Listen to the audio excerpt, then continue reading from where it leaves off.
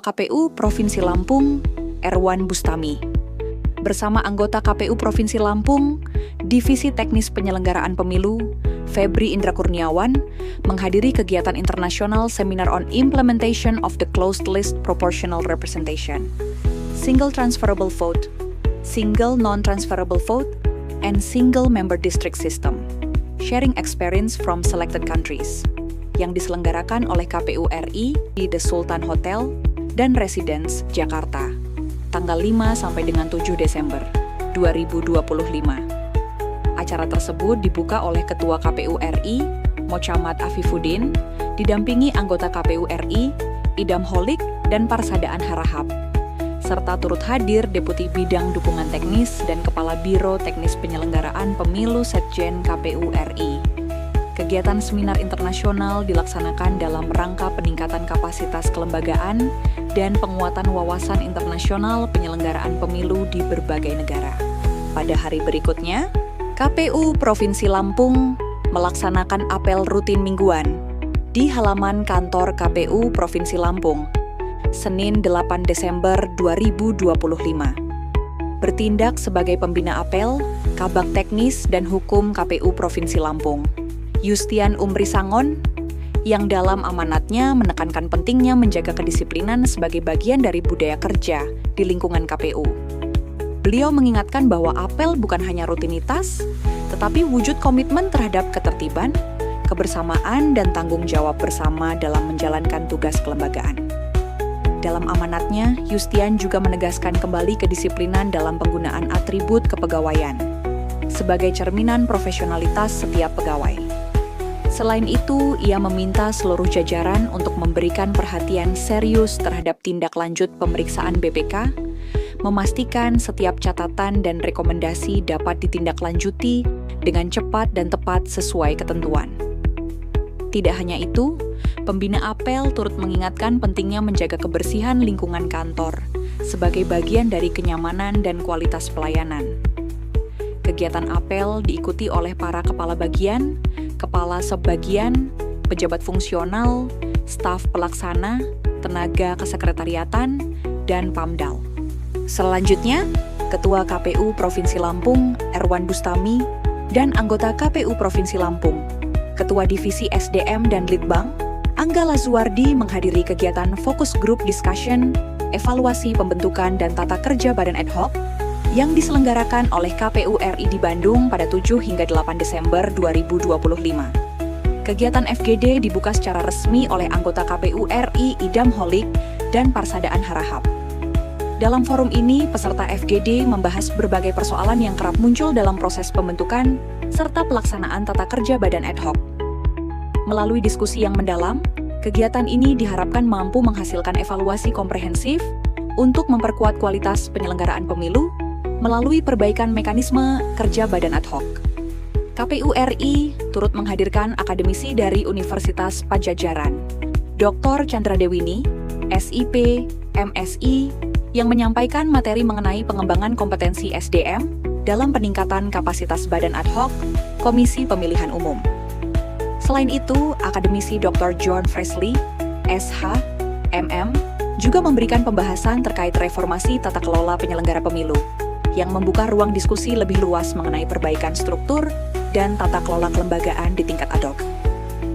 Kegiatan FGD ditutup dengan sesi diskusi dan tanya jawab antara peserta dan para narasumber, sebelum akhirnya secara resmi ditutup oleh Ketua KPU RI, Mochammad Afifuddin.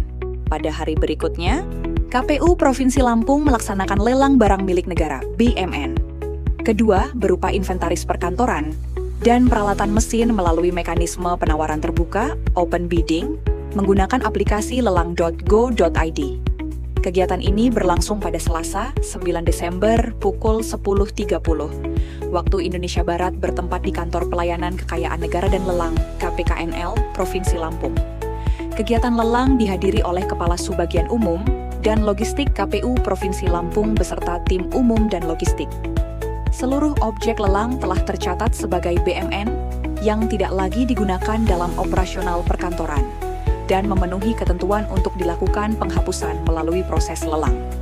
Dengan demikian, Pelaksanaan lelang BMN kedua KPU Provinsi Lampung hari ini telah berjalan dengan lancar dan berhasil menetapkan pemenang lelang berdasarkan penawaran tertinggi melalui sistem open bidding.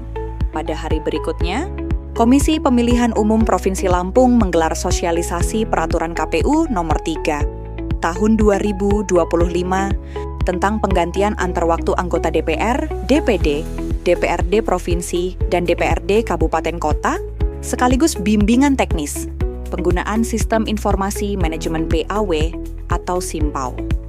Kegiatan dilaksanakan secara daring dari Aula KPU Provinsi Lampung pada Rabu, 10 Desember 2025. Kegiatan dibuka oleh Ketua KPU Provinsi Lampung, Erwan Bustami, dan diikuti jajaran KPU Kabupaten Kota seprovinsi Lampung. Dalam sambutannya, Erwan menegaskan pentingnya pemahaman regulasi PAW sebagai pedoman terbaru yang memiliki konsekuensi hukum dan etik bagi penyelenggara pemilu.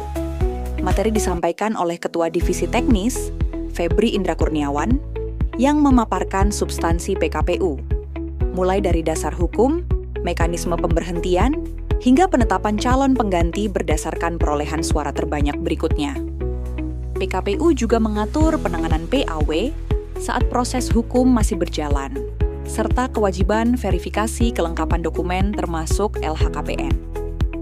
Peserta turut mengikuti sesi diskusi dan studi kasus, dengan harapan kegiatan ini meningkatkan pemahaman satuan kerja KPU di daerah dalam menerapkan PKPU Nomor 3 Tahun 2025 dan penggunaan SIMPAW secara tertib dan akuntabel.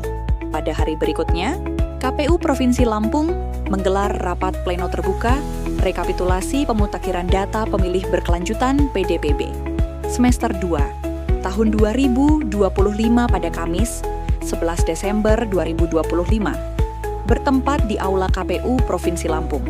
Kegiatan ini dihadiri Ketua KPU Provinsi Lampung Erwan Bustami, seluruh anggota KPU, serta jajaran sekretariat.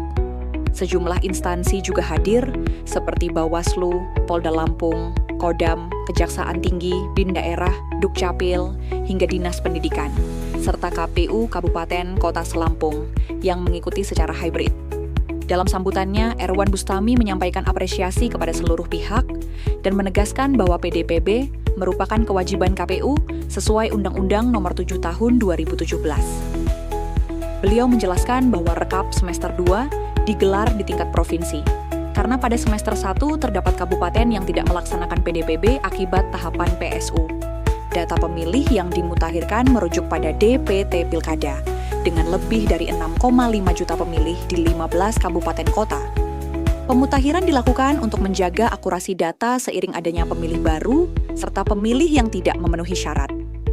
Ketua Divisi Data dan Informasi, Ervan Jaya, memaparkan bahwa PDPB dilakukan berdasarkan data kependudukan Kemendagri yang telah disinkronkan oleh KPU RI, lalu diolah dan diverifikasi bersama Dukcapil, TNI, Polri, dan Lapas. Seluruh 15 kabupaten kota telah menyelesaikan rekap triwulan 4, yang menjadi dasar rekap tingkat provinsi. Pada semester ini terdapat perubahan signifikan, mencakup pemilih baru, tidak memenuhi syarat, serta perbaikan data.